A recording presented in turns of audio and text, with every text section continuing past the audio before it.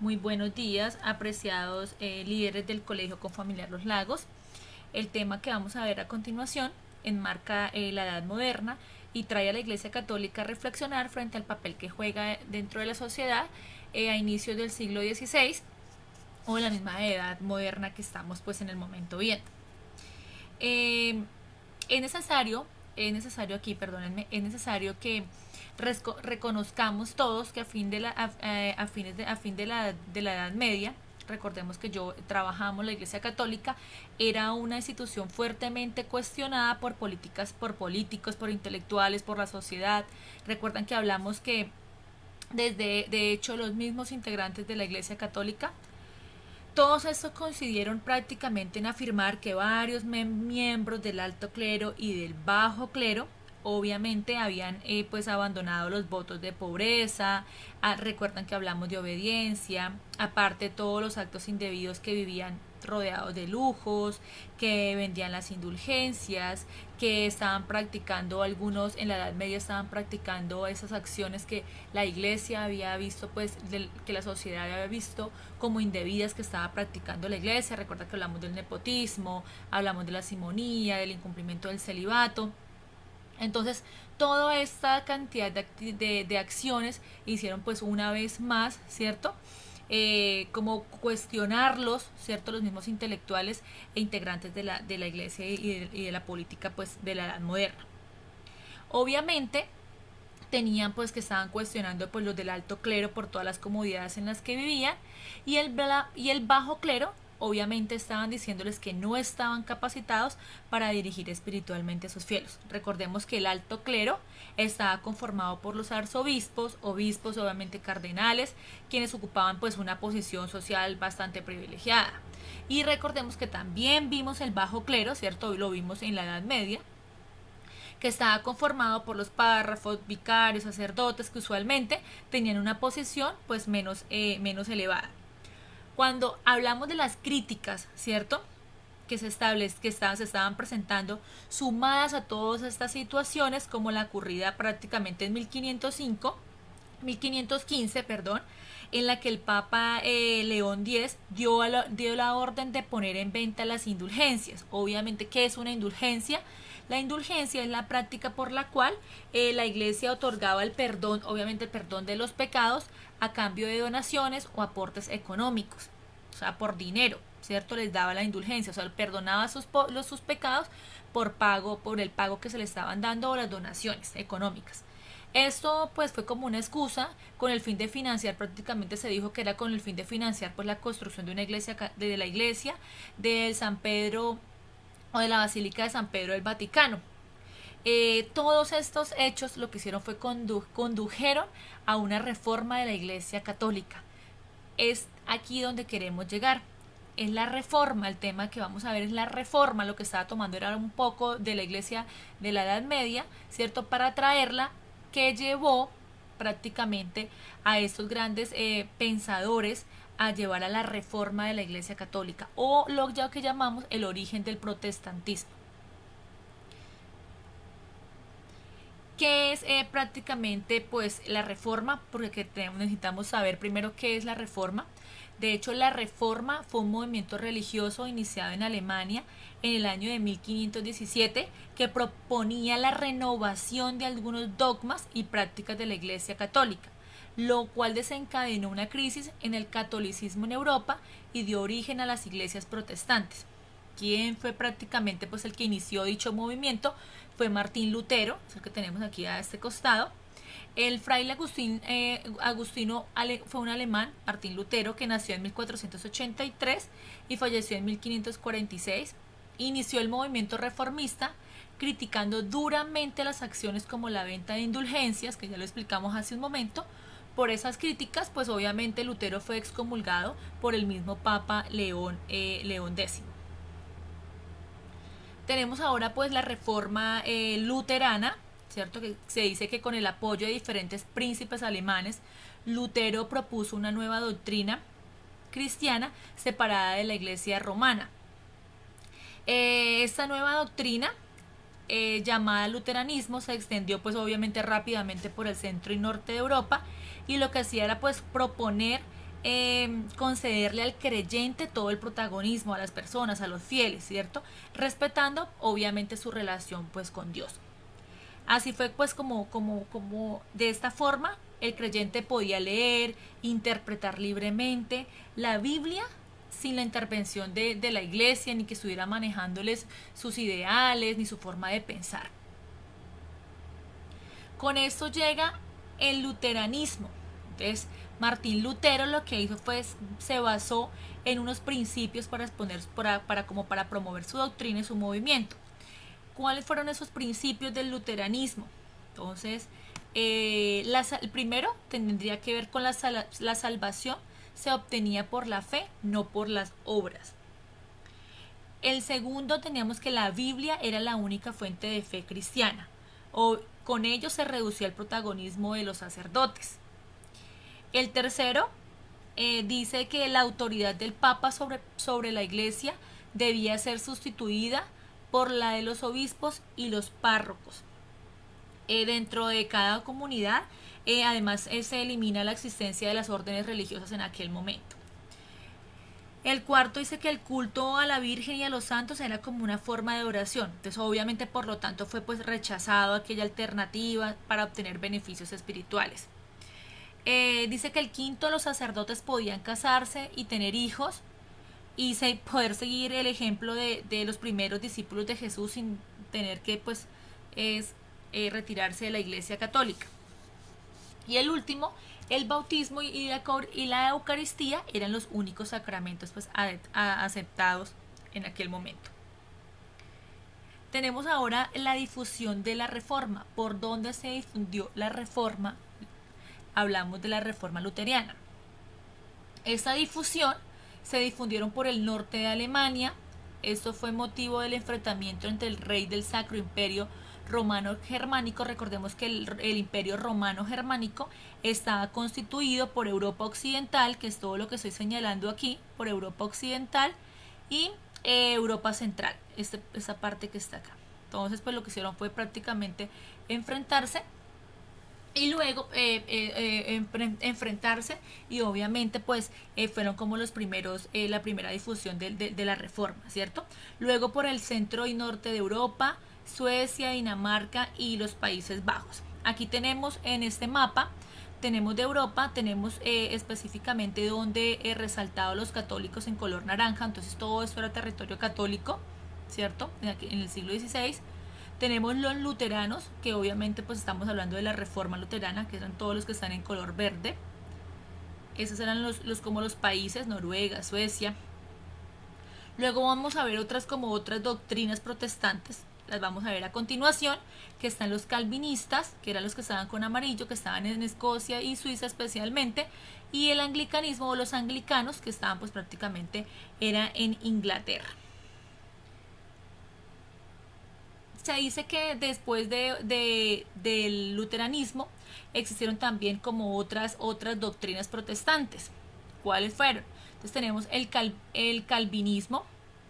De hecho fue fundada, lo que explicaba hace un momento en el mapa anterior, ¿cierto? Fue fundada la iglesia calvinista por Juan Calvino en 1536, la cual se impuso en Francia, Suiza, Escocia y los Países Bajos.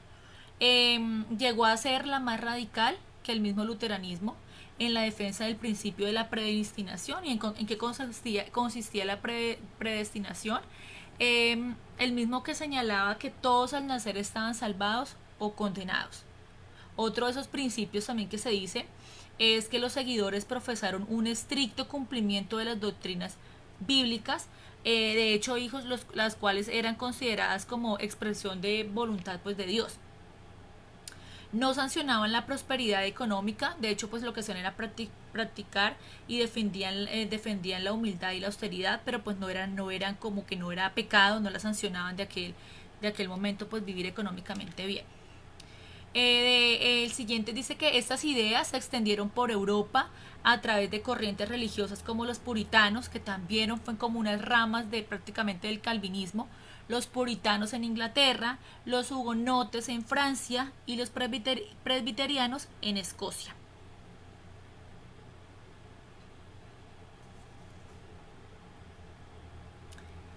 tenemos ahora el anglicanismo.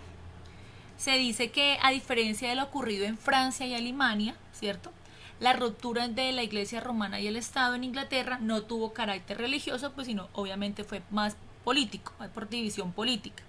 Se dice que se debió pues obviamente a la negación del Papa Clemente VII de anular el matrimonio de Enrique VIII y Catalina de Aragón para que pudiera casarse con Ana Bolena, ¿cierto? Recuerden que cuando hablamos de la unificación de España, yo les expliqué que el rey de Aragón se había casado con la Catalina I de España y lo que hicieron fue unificar un solo imperio para unificarse y de hecho expulsar los musulmanes de aquella época de Francia. Yo lo expliqué en ese momento. Entonces, obviamente, lo que quería era disolver, ¿cierto? El rey Enrique VIII quería era disolver ese matrimonio para poder casarse con Ana Bolena. Obviamente, pues fue una de las tantas esposas que tuvo el rey Enrique. De hecho, dice que en 1534 el rey Enrique desconoce la autoridad del Papa como autoridad máxima romano y promulgó la ley suprema. Obviamente que esa ley suprema lo que hizo fue pues declararse a él mismo como el jefe de la iglesia anglicana. Investido de este poder, o sea, ya tomando su poder, lo que hizo fue anular su propio matrimonio, disolvió los monasterios, o sea, los acabó y se adueñó de sus propiedades. Hablo de los monasterios de aquella época. La jerarquía de esta nueva iglesia, que integraba la doctrina católica y el calvinismo, estuvo sometida del Estado bajo la figura del monarca. Recordemos que un monarca, una monarquía, se conocía a hijos como el jefe de Estado de un país, ¿cierto? Como sistema político, social y económico, o sea, una sola autoridad, o una principal. Igualmente, pues el anglicanismo dentro de Inglaterra, la reina Isabel de Inglaterra, ¿qué hizo? Entonces, obviamente organiza la iglesia anglicana con elementos del luteranismo, ¿cierto? ¿Como cuáles? Como la libre interpretación de la Biblia, la prohibición del culto a la Virgen y a los santos. Mientras conservaba, pues, obviamente la jerarquía de la iglesia, los rituales propios de la iglesia, la Eucaristía y alguna que otros, pues, principios católicos.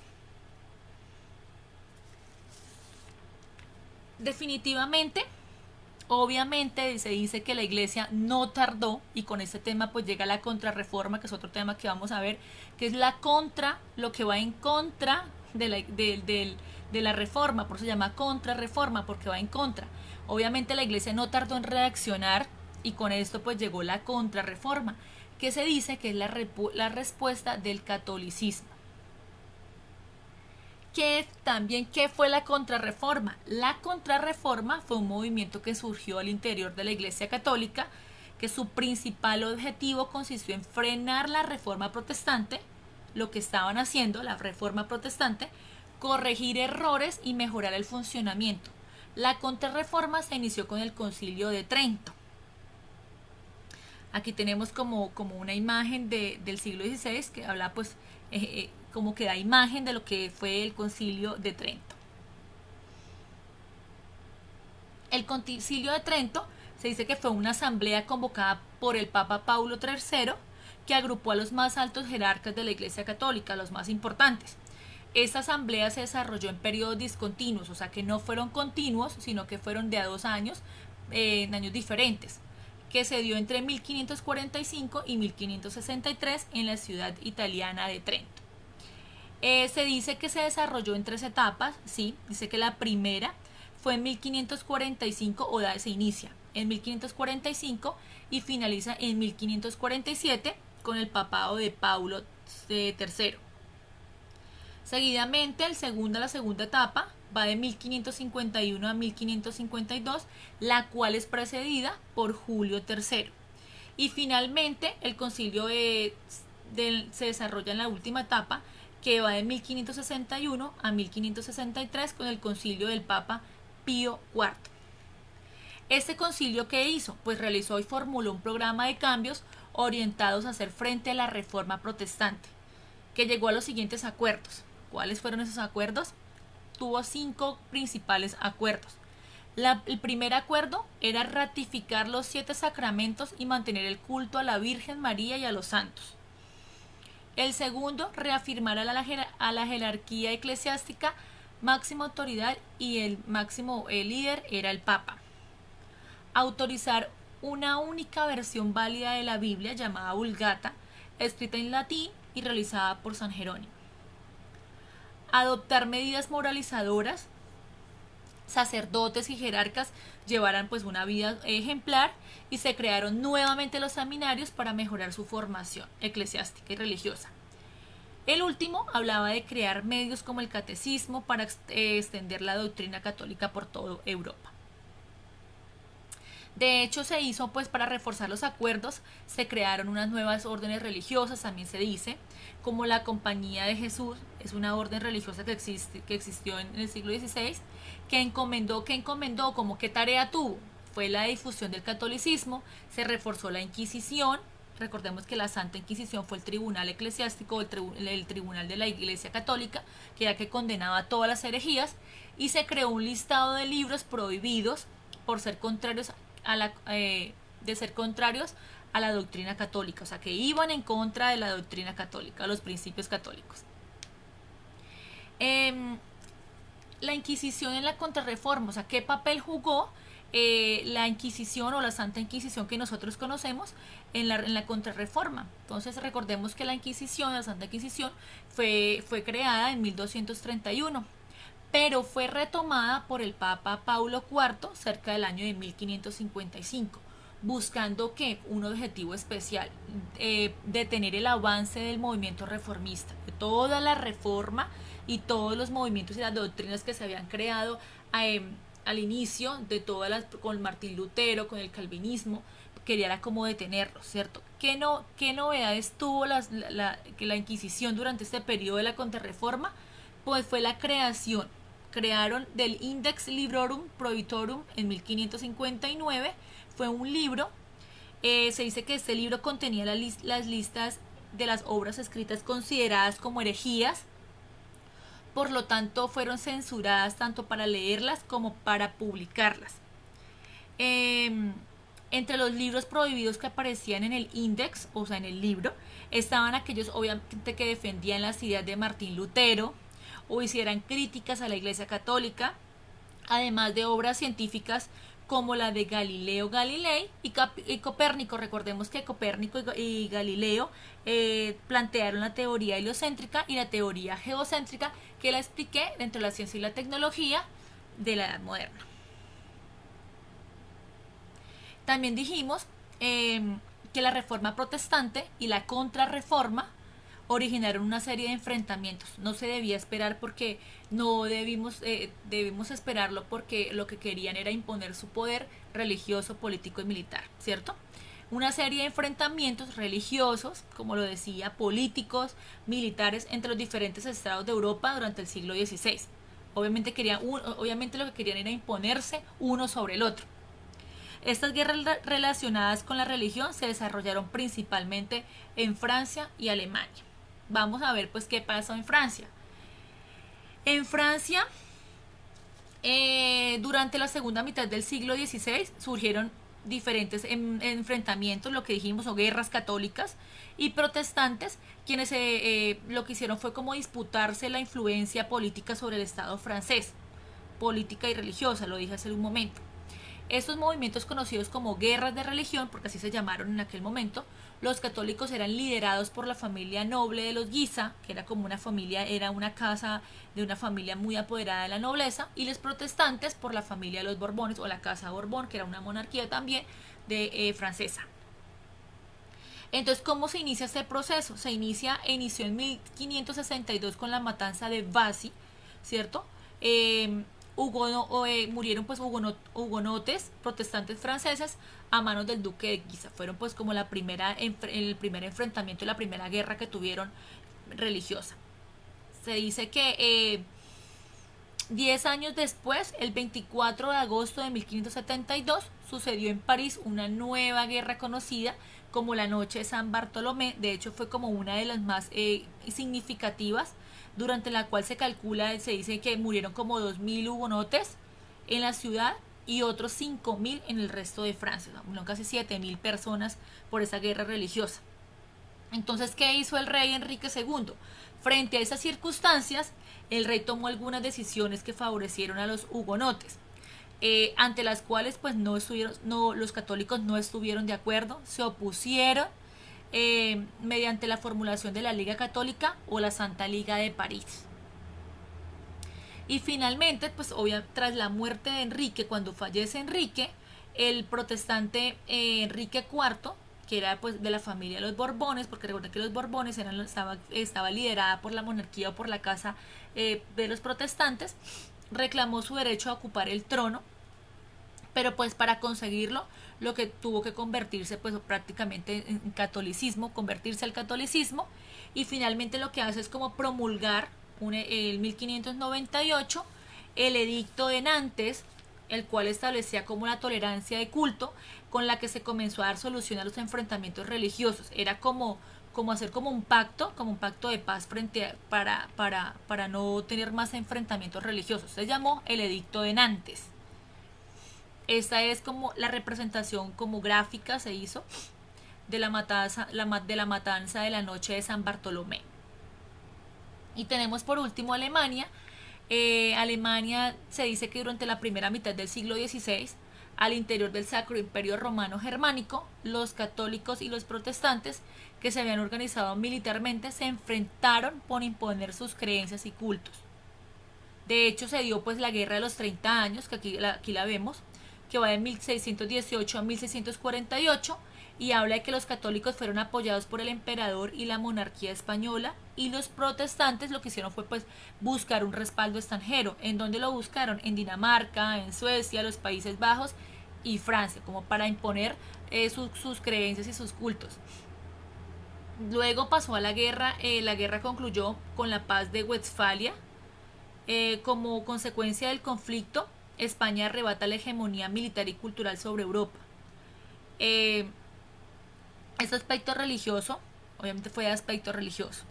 Igualmente, ¿qué pasó con esta paz que se encontró? También tuvo como consecuencias, aparte de arrebatarle la hegemonía militar y cultural a Europa, igualmente también se dice que aniquiló por 2 siglos la potencia política del Sacro Imperio Romano Germánico. Y en el aspecto religioso, el protestantismo se consolida como en gran parte de Europa y dejó de ser excusa para justificar los enfrentamientos armados entre los estados europeos. Entonces, de esta manera pues finalizamos el tema de la reforma y la contrarreforma, para darle pues espacio a la socialización de la actividad práctica. Que tengan un feliz día. Muchas gracias, hijos.